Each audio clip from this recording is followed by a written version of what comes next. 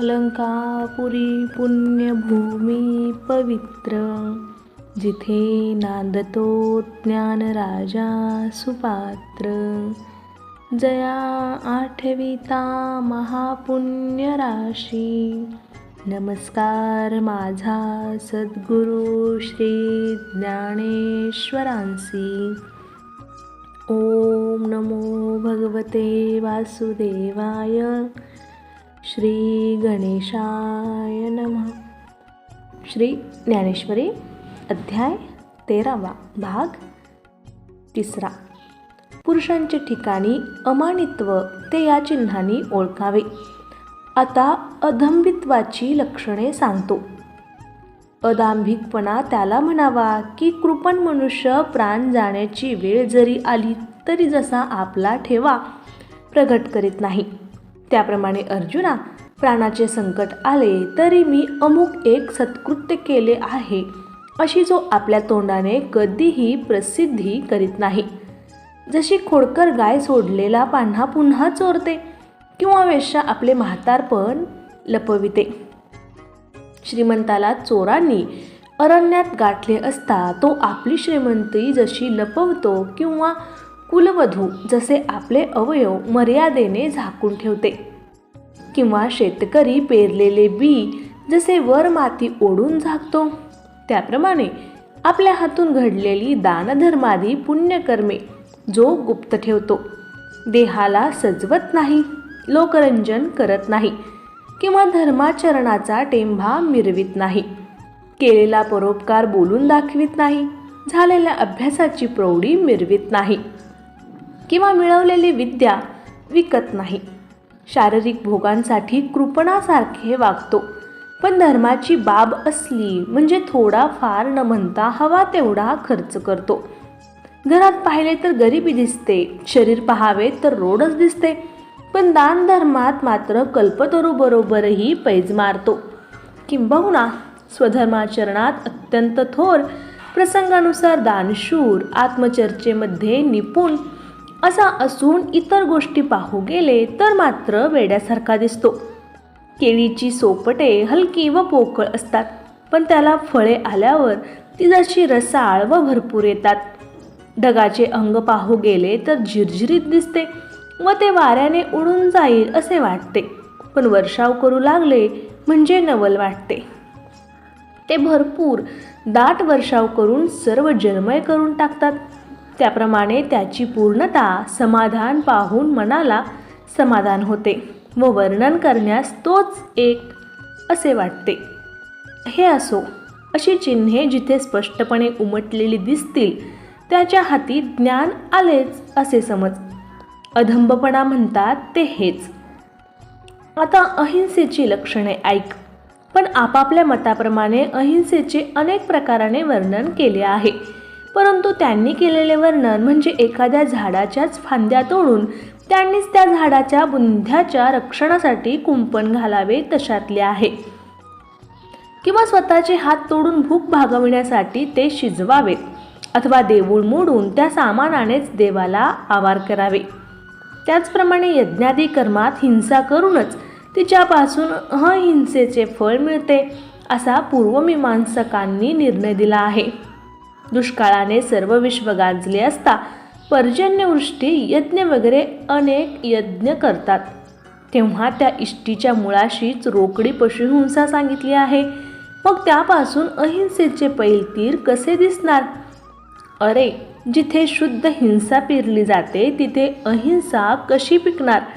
पण या याज्ञिकांच्या धाडसाचे मात्र नवल वाटते. आणि अर्जुना, सर्व आयुर्वेद वैदिकशास्त्र याच तोडीचा आहे. त्यात जीवाच्या रक्षणासाठी जीवाचा घात सांगितला आहे. नाना रोगांनी गांजून लोळणारी माणसे पाहून त्यांचा नाश, हिंसा टाळण्यासाठी जेव्हा चिकित्सा रोगप्रतिकारात विचारात घेतली तेव्हा प्रथम एका झाडाचे कांदे कंद खणून आणतात व एकाला मुळे व पाला यांच्यासह उपटून आणतात. एक झाड मध्येच मोडतात, एखाद्या झाडाची साल काढतात व गाभण जीव खालून वरून झाकण बंद करून त्यात उकडून काढतात. झाडासारखी निर्वैर जात पण त्याच्या अंगावर घाव घालून त्यातून निघणारा चीक घेतात. याप्रमाणे अर्जुना अनेक झाडाचे जीव घेऊन त्यांना वाळविले आणि सजीवांच्या अंगात हात घालून त्यांचे पोटातील पित्त काढून घेतात आणि रोगपीडित अशा दुसऱ्या जीवांचे रक्षण करतात. अहो, नांदती घरे मोडून देवळे बांधली किंवा सावकारीत लोकांना फसवून लुटून द्रव्य मिळवून त्याने अन्नक्षत्रे घातली. डोक्याला वस्त्र गुंडाळल्याने खालचे अंग उघडे पडले. घर मोडून पुढच्या अंगणात मांडवाची छाया केली किंवा थंडी वाजू नये म्हणून पांघुरणाची शेकोटी करून त्याची ऊब घ्यावी किंवा हत्तीला स्नान घालून स्वच्छ करावा, हे जसे व्यर्थ. किंवा बैल विकून त्या पैशाने जसा गोठा बांधावा किंवा पोपट उडवून लावून नंतर पिंजरा तयार करावा, या गोष्टी योग्य का याला चेष्टा म्हणावे? याला हसावे की रडावे? धर्माच्या नावाखाली पाणी गाळून घ्यावे व गाळताना त्यातील अडकलेले जीव मरून गेले. काही लोक हिंसा होईल या भीतीने धान्य शिजवत नाहीत व उपाशी राहतात, पण त्याने त्यांचे स्वतःचे प्राण व्याकुळ होतात. तीच हिंसा आहे. याप्रमाणे अर्जुना, कर्मकांडामध्ये हिंसेलाच अहिंसा ठरवून सिद्धांत केला आहे, हे ध्यानात ठेव. प्रथम जेव्हा अहिंसेचे लक्षण सांगावे असे आम्ही योजले, तेव्हा आम्ही मनात असे ठरवले, हिचे खरे लक्षण सांगावे. पण त्यापूर्वी या नाममात्र शास्त्रीय अहिंसा यांना कशा गाळाव्या म्हणून त्याही सांगाव्या लागल्या. त्याचप्रमाणे तुलाही हे समजावे असा हेतू होता. अर्जुना, हाच हेतू याच्या मुळाशी होता, म्हणून तुला वरीलप्रमाणे खोट्या अहिंसेची लक्षणे सांगितली. नाहीतर आपणहून आड्राणात कोण धावेल? आणि अर्जुना, आपले निश्चित मत सांगण्यासाठी मतमतांतराचा विचार करावाच लागतो. निरूपणाची अशी पद्धत आहे, हे लक्षात असावे. आता यानंतर आमचे मुख्य मत सांगतो. आता आमचे स्पष्ट मत सांगून अहिंसेचे लक्षणे सांगू, जी अंतःकरणात ठसली असता ज्ञान कळून येईल. पण ती अहिंसा जिथे पूर्णपणे बांधली आहे, जिथे त्याच्या आचरणावरूनच समजते, ज्याप्रमाणे सोन्याची खरी परीक्षा त्याचा कस लागल्यावरच होते, त्याप्रमाणे ज्ञानाचे व मनाचे ऐक्य होताच अहिंसेचा ठसा मनावर उमटतो. तो कसा ते आता ऐक. तरंग न ओलांडता, लाटा पायाने न मोडता व पाण्याचा स्थिरपणा न बिघडवता, आपले खाद्य जो मासा त्याच्यावर नजर ठेवून बगळा आपला पाय पाण्यात टाकतो, किंवा आतील केसर दुखावेल म्हणून भुंगा जसा कमळावर हळूवारपणे बसतो, त्याप्रमाणे परमाणूतही सूक्ष्मजीव आहेत या भावनेने करुणेने जो जमिनीवर हळूच पाय ठेवून चालतो, तो जातो तो रस्ताच कृपेने भरतो व ज्या दिशेला पाहतो ती प्रेमाने भारून टाकतो आणि प्राण्याच्या खाली आपला स्वतःचा प्राण अंथरतो, अर्थात स्वतःच्या प्राणापेक्षा इतर प्राण्यांच्या जीवाला जो अधिक जपतो. अर्जुना, असे ज्यांचे जपून चालणे असते त्यांच्या चालण्याचे वर्णन करता येत नाही आणि त्यांच्या चालण्याला कोणताही पुरावा दिले तरी तो पुरे पडत नाही. प्रेमाने मांजरी जेव्हा आपली पिल्ले तोंडात धरते तेव्हा त्यांना तिच्या दातांची टोके जशी लागतात खूपच पोचत नाहीत. किंवा कृपाळू माता जेव्हा आपल्या तान्ह्या लेकराची वाट पाहत असते तेव्हा तिच्या दृष्टीत जो हळुवारपणा असतो, अथवा कमळाच्या पाकळीने हळूहळू वारा घेतला असता तो जसा बुबुळासही गोड वाटतो, तशा मृदूपणाने तो जमिनीवर पावले टाकतो व ती ज्या जीवास लागतात त्यांना त्याचे दुःख न वाटता सुखच वाटते. इतका हळूहळू चालत असताना सुद्धा जर त्याला वाटेत कुर्मी कीटक दिसले तर तो हळूच मागे वळतो आणि मनात म्हणतो, जर पाय आपटीत चाललो तर स्वामी जीवाला निद्राभंग होईल किंवा त्याचा स्वस्थपणाला धक्का पोहोचेल. अशी दया येऊन कोणत्याही व्यक्तीला धक्का न देता मागे फिरतो. गवतालाही जीव आहे म्हणून जो त्याला तुडवत नाही, मग तो वाटेकडे नजर न देता चालेल ही गोष्टच कशाला. मुंगीला मेरू पर्वत ओलांडता येत नाही चिलटाला समुद्र ओलांडता येत नाही, तसेच कोणत्याही प्राण्याच्या वरून जाणे अशक्य. अशा प्रकारची कृपापूर्ण अशी ज्याची वागणूक असते व ज्याच्या भाषणातही मूर्तिमंत दया अवतरली आहे, जो श्वासोश्वासही अतिशय जपून करतो व ज्याचे मुख हे जणू प्रसन्नतेचे माहेरघरच आहे व ज्याची दंतपंक्ती म्हणजे त्या मोहक सुखाला फुटलेले जणू अंकुरच आहेत. आधी स्नेहाचा वर्षाव होऊन मगच प्रेमपूर्ण भाषा त्याच्या मुखातून येते. सारांश कृपा आधी आणि कृपेचा भाषण नंतर असा प्रकार असतो. होता होई तो बोलतच नाही, कारण जर आपण काही बोललो तर त्याने दुसऱ्याची वृत्ती दुखाविणार तर नाही ना, अशी त्याला शंका वाटते. अधिक उणा शब्द निघाला तरी त्यापासून कोणाचे वर्म दुखविले जाणार नाही किंवा त्या जास्त बोलण्याने कोणाच्या मनात शंका तर येणार नाही ना. त्यामुळे कोणाचा बेत मोडेल, भिवून कोणी मागे फिरेल व कदाचित ते कोणाला रुचणार नाही. म्हणून कोणाला पीडा न व्हावी, कोणी रागाने आपल्यावर भुवया चढवू नयेत असे वाटून जो बोलणे टाळतो व शांत बसतो. पण कोणाच्या विनंतीवरून जर तो क्वचित लोभाने बोलू लागला तर ऐकणाऱ्याला त्याचे बोलणे आईवडिलांप्रमाणे प्रेमळ वाटावे, मूर्तिमंत नादब्रह्मच अवतरावे असे त्याचे भाषण मधुर असते. किंवा गंगोदकच उसळले आहे अथवा पतिव्रतेला वृद्धपणा जसे यावे त्याप्रमाणे सत्य आणि मृदू, थोडेच पण रसाळ, जसा अमृताच्या लहरी असे त्याचे शब्द असतात.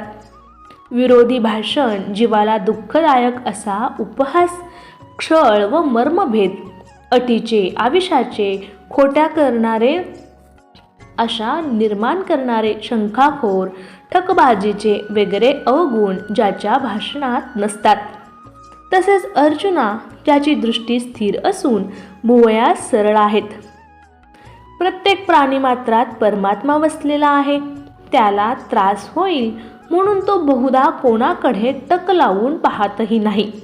असे असूनही आतील कृपेच्या भरतीमुळे कोणाकडे डोळे उघडून पाहिले तर चंद्रापासून स्त्रवणाऱ्या अमृतधारा जरी कोणाला दिसल्या नाही तरी त्याचे भोगते जे चकोर पक्षी त्यांना त्या दिसतात व त्यांनी ते संतुष्ट होतात. त्याप्रमाणे तो ज्याच्याकडे पाहिल त्याला आनंद होतो. कासवीच्या नजरेत प्रेम आहे असे म्हणतात, पण तेही त्या दृष्टीपुढे फिकेच. किंबहुना अशी प्राणीमात्रांविषयी दृष्टी असते. त्याचे हात पाहिले तर तेही तसेच दयातत्पर असतात. सिद्धपुरुषांचे मनोरथ जसे कृतार्थ होतात, अर्थात मन कर्तव्यशून्य असते, त्याप्रमाणे त्याचे हात चेष्टारहित अर्थात व्यापाररहित असतात. अशक्त माणसाने जसा कर्मसन्यास करावा, लाकडे नसलेला अग्नी जसा विझावा किंवा मुक्या माणसानेच मौन धारण करावे, त्याप्रमाणे ज्याच्या हातास काही एक कर्तव्य न उरल्यामुळे ते त्या अकर्त्या पुरुषाच्या ठिकाणी स्वस्थ असतात.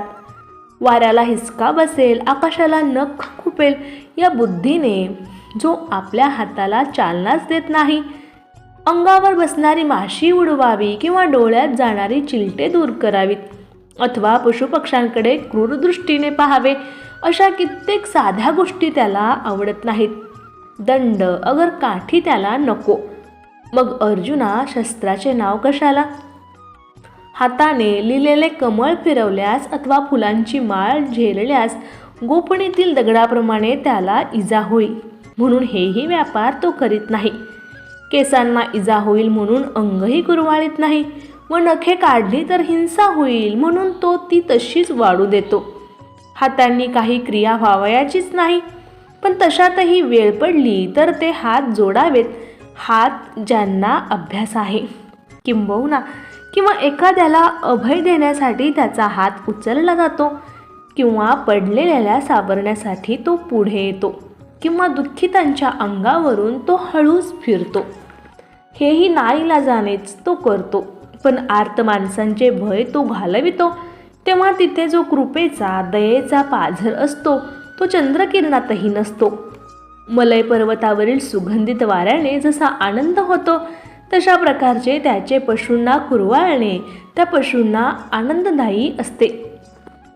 जे हात नेहमी रिकामेच असतात, पण चंदनाचा कोणताही भाग शीतल असल्याने त्याला फळे न येताही जसा तो वृक्ष निष्फळ म्हणत नाहीत, तसे त्याचे रिकामे हात निष्फळ नाहीत. आता हे बोलणे असो. सज्जनांचे शील व स्वभाव ही जशी असतात तसेच त्याच्या हातांचे आचरण असते.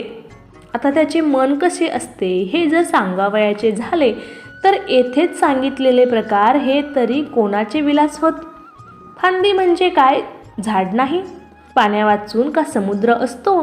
तेज व सूर्य ही निराळे आहेत काय? अवयव आणि शरीर ही काय भिन्न आहेत? रस आणि पाणी हे काय निराळे आहेत? म्हणून या ज्या सर्व बाह्यक्रिया सांगितल्या त्या मूर्त होणाऱ्या मनाच्याच आहेत असे समज. जमिनीत जे बीज लावावे तेच झाडाच्या आकाराने वर येते. त्याप्रमाणे इंद्रियांच्या क्रियारूपाने आतील मनच बाहेर फाकले आहे. पण मनातच जर अहिंसा नसेल तर ती इंद्रियाकडून बाहेर कशी उमटेल? ज्या विषयीची आवड असते ती वृत्ती प्रथम मनातच निर्माण होते व तेथून ती वाचा, दृष्टी व हात इत्यादींच्या द्वारे बाहेर दिसते. एरवी जे मनातच नाही ते वाचे वाटे बाहेर कसे येणार? बीजाशिवाय का जमिनीत अंकुर फुटेल? म्हणून जेथे मनाचाच मनपणा अर्थात संकल्प नसेल तेथे सूत्रधारण वाचून जशी कळसूत्री बाहुली व्यर्थ, तशी नुसती इंद्रिये व्यर्थ आहेत.